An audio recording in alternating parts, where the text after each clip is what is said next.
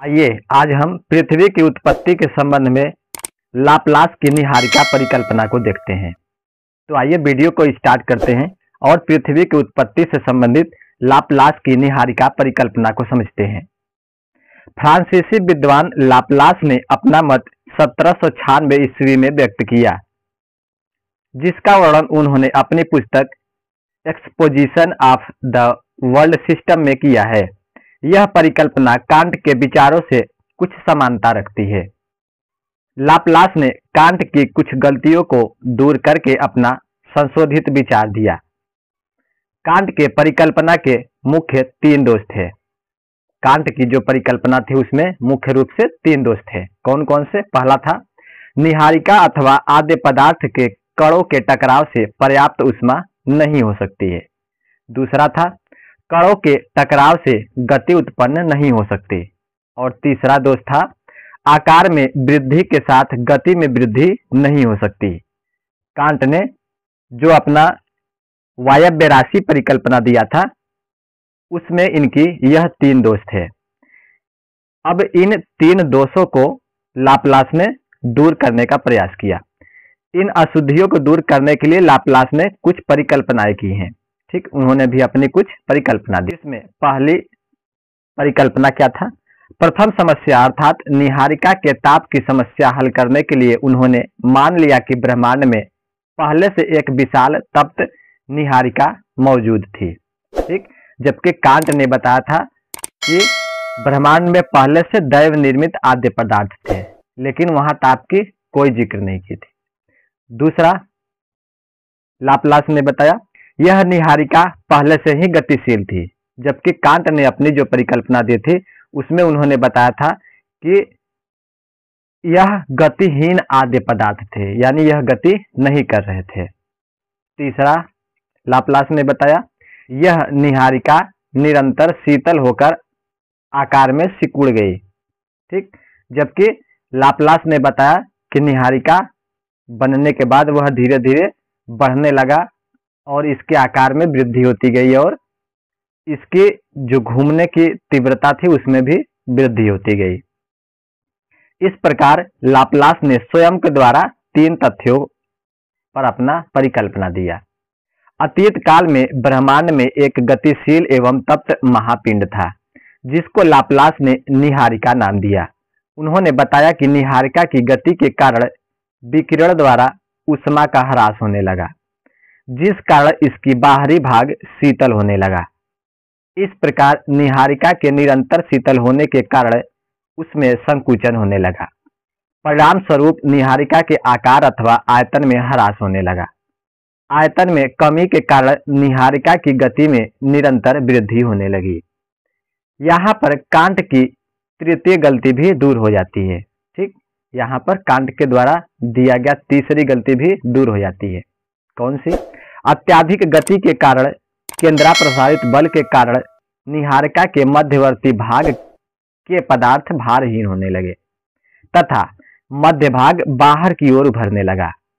ऊपरी भाग निरंतर शीतल होने के कारण अत्याधिक घना हो गया, परंतु यह ऊपरी भाग निचले भाग के साथ भ्रमण नहीं कर सका। इस प्रकार ऊपरी भाग निरंतर शीतल होते तथा सिकुड़ते मध्य भाग से छल्ला के रूप में पृथक होने लगा। कुछ समय बाद यह गोल छल्ला निहारिका से अलग होकर बाहर निकल आया तथा निहारिका का चक्कर लगाने लगा। लाप्लास के अनुसार निहारिका से केवल एक ही छल्ला बाहर निकला। बाद में यह छल्ला 9 छल्लों में विभाजित हो गया, जबकि कांट के अनुसार निहारिका से 9 छल्ले बाहर निकले थे। ठीक, यहाँ पर उन्होंने बताया लाप्लास ने कि निहारिका से केवल एक ही छल्ला निकला था और वही छल्ला 9 भागों में बट गया। प्रत्येक छल्ला एक दूसरे से दूर हटता गया। प्रत्येक छल्ले के समस्त पदार्थ ने एक स्थान पर गांठ के रूप में एकत्रित होकर गर्म वायव्य ग्रंथि का रूप धारण कर लिया, जो आगे चलकर शीतल होकर ठोस बनकर ग्रह बन गए। इस प्रकार 9 ग्रहों का निर्माण हुआ। इसी क्रिया के पुनरावृत्ति के कारण ग्रहों से उपग्रहों का आविर्भाव हुआ। जो निहारिका का अवशिष्ट भाग बचा वह सूर्य बना। 19वीं शताब्दी के मध्य फ्रांसीसी विद्वान रास ने लाप्लास की परिकल्पना में संशोधन प्रस्तुत किया।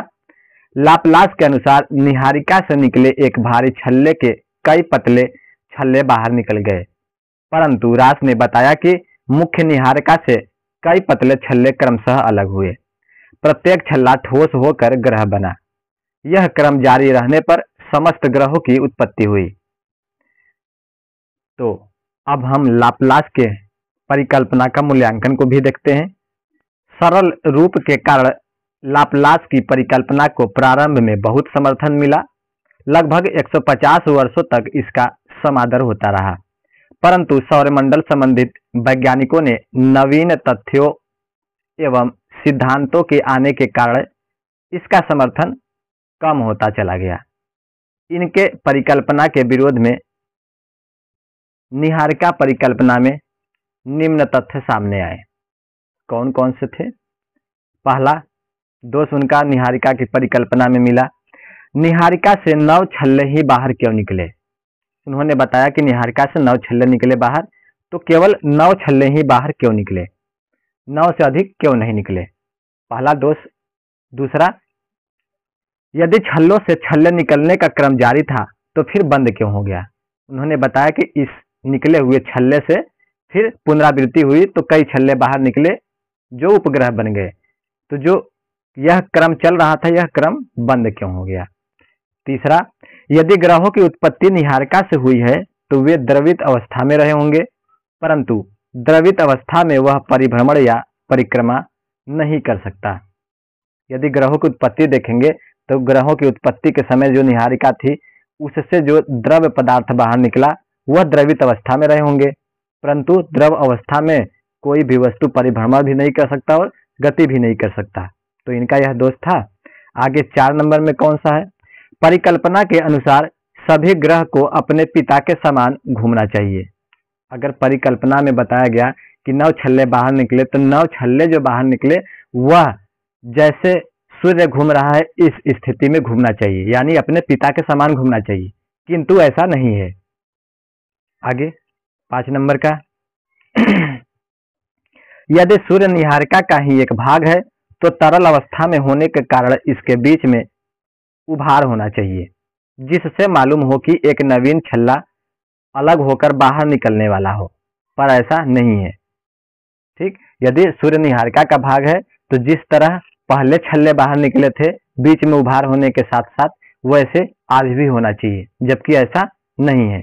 आगे 6 नंबर का, लाप्लास यह मानकर चलते हैं कि प्रारंभ में एक गतिशील तथा तप्त निहारिका थी, पर यह निहारिका कहाँ से आई, उन्होंने इसके बारे में कोई जिक्र नहीं किया।